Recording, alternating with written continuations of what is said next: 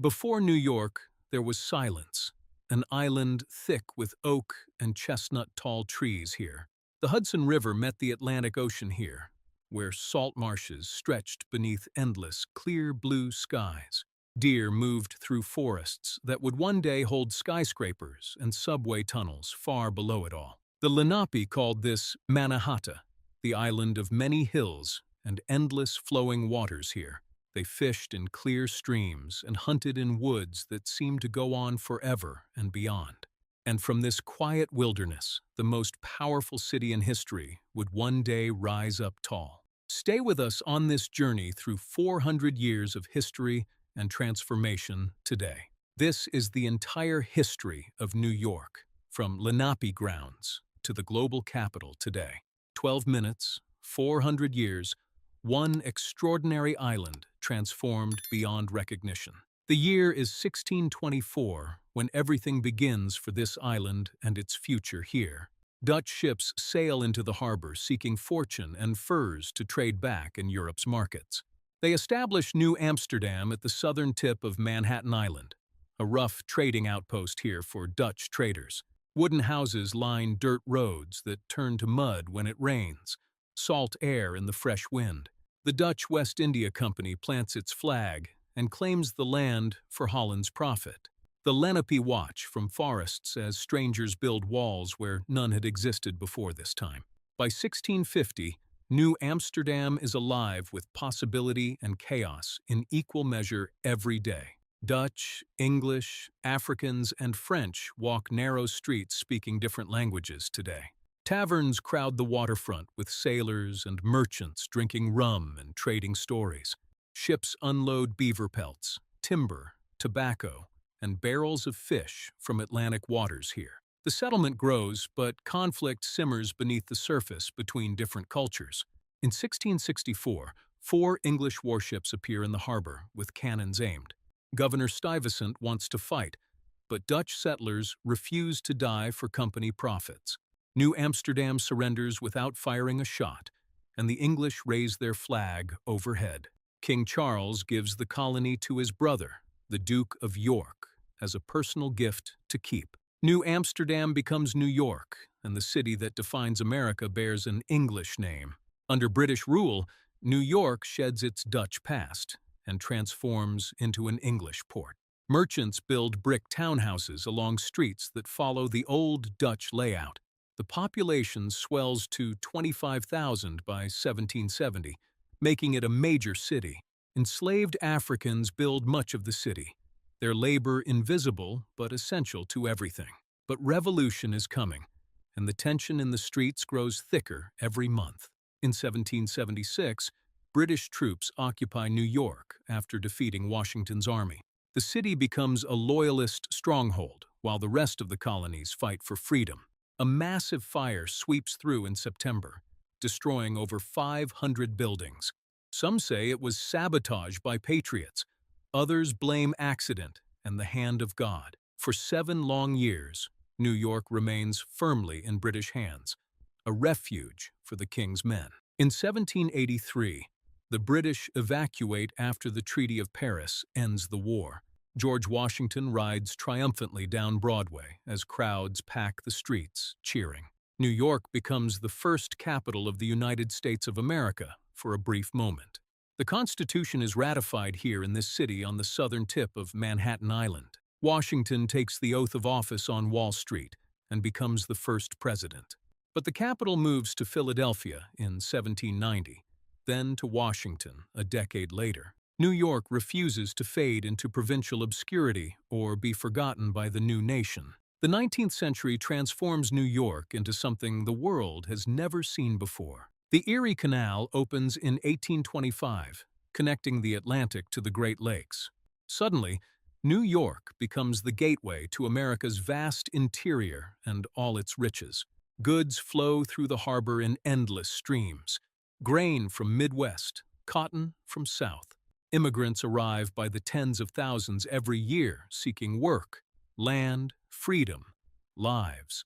Irish fleeing famine, Germans fleeing revolution, Italians fleeing poverty, all pour in. By 1860, Over 800,000 people crowd Manhattan's narrow streets entirely. Tenements rise 5 stories high, packed with families who barely see sunlight through windows.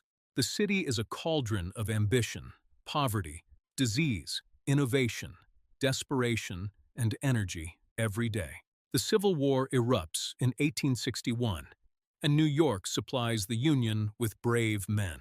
But in 1863, the Draft Riots tear through the city with unprecedented violence.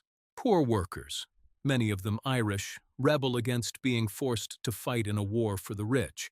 Over 100 people die in the bloodshed as mobs burn buildings and attack black residents. The city descends into chaos before federal troops restore order with force, fear, fury. But New York rebuilds, because that is what New York does best. It rises from ashes. In 1886, the Statue of Liberty rises in the harbor, a gift from France. She stands over 300 feet tall, her torch lifted high above the water and skyline. She becomes the first thing millions of immigrants see as their ships enter the harbor. Ellis Island opens in 1892, processing 12 million souls over 60 years. Each one carries a suitcase, a name, a dream, and the hope that America will be kinder. The 20th century begins with New York as a giant awakening from industrial slumber. The Brooklyn Bridge, completed in 1883, connects Manhattan to Brooklyn. In 1904, the subway opens and the city burrows underground with trains roaring. Skyscrapers rise higher each year: the Flatiron Building, the Woolworth, Chrysler Tower. And then, in 1931, the Empire State Building rises as the tallest on Earth. But triumph gives way to catastrophe as the Great Depression slams into New York brutally. Banks collapse overnight in disaster and ruin for thousands of families who lose everything. Bread lines stretch for blocks across the city as hungry people wait for food in the cold. Shanty towns appear in Central Park as families build homes from cardboard and scrap wood. Thousands lose their jobs, their homes, their savings, everything they once had in an instant. But New York endures, stubborn and defiant even when the future looks completely dark. World War II brings another transformation as the city becomes the arsenal of democracy. Factories produce ships, planes, munitions, uniforms, food, medicine, everything an army needs.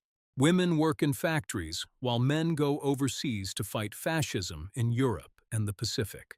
When the war ends in 1945, New York stands as the undisputed capital. The United Nations establishes its headquarters here in 1952 on the East River. Diplomats from every nation walk the same streets where Dutch traders once haggled over pelts. The 1960s and 70s test the city's soul in ways it has never faced. White flight empties entire neighborhoods as families flee to the suburbs seeking safety. Crime soars to terrifying levels as muggings, murders, arson. The city feels like coming apart. The fiscal crisis of 1975 nearly bankrupts New York and pushes it toward collapse. President Ford refuses federal aid. The Daily News screams, "Ford to city, drop dead." Times Square becomes a nightmare of drugs, prostitution, and decay rotting from within. New York teeters on the edge of collapse, closer to failure than at any time since founding. But the city survives, because New York always survives no matter what history throws at it. By the 1980s, a slow and painful recovery begins as money flows back in. The stock market booms wildly as Wall Street returns to power, wealth, and influence. Developers buy crumbling buildings and transform them into luxury condos and offices. Times Square, once a den of vice, starts its long transformation into a tourist destination. The city that nearly died in the 70s starts to breathe again, stronger and resilient. September 11th, 2001 arrives on a clear and beautiful ordinary morning. And then the Twin Towers fall, and the world changes forever in smoke and fire and ash and fear. Nearly 3,000 people die that day as the towers collapse and downtown fills with smoke. Downtown Manhattan fills with smoke, grief, dust, and the acrid smell of burning metal. The skyline changes forever as a wound opens in the heart of the city that will never heal. But New York refuses to stay broken, because that is not what this city does or ever has done. Ground Zero becomes a construction site, then a memorial, then a symbol of defiance. One World Trade Center rises where the towers once stood, taller and stronger than before. The city rebuilds because that is what New York does. It dies and comes back stronger, always. Today, New York is home to over 8 million people speaking more than 800 languages. From the Bronx to Brooklyn, from Queens to Staten Island, from Harlem to Wall Street and far beyond. The city pulses with relentless energy that never stops, never sleeps, never surrenders to time. The skyline reaches higher than ever before, with glass towers reflecting clouds and ambition. New York has burned, starved, rioted, collapsed, and rebuilt more times than any city should. It began as Lenape hunting grounds, became a Dutch trading post, transformed into a British city. Then it exploded into the capital of the modern world, a magnet for dreamers and strivers. Chaotic, expensive, crowded, brilliant, and utterly, defiantly alive, no matter what comes. Like and subscribe, because the next city in our journey through history is waiting for you.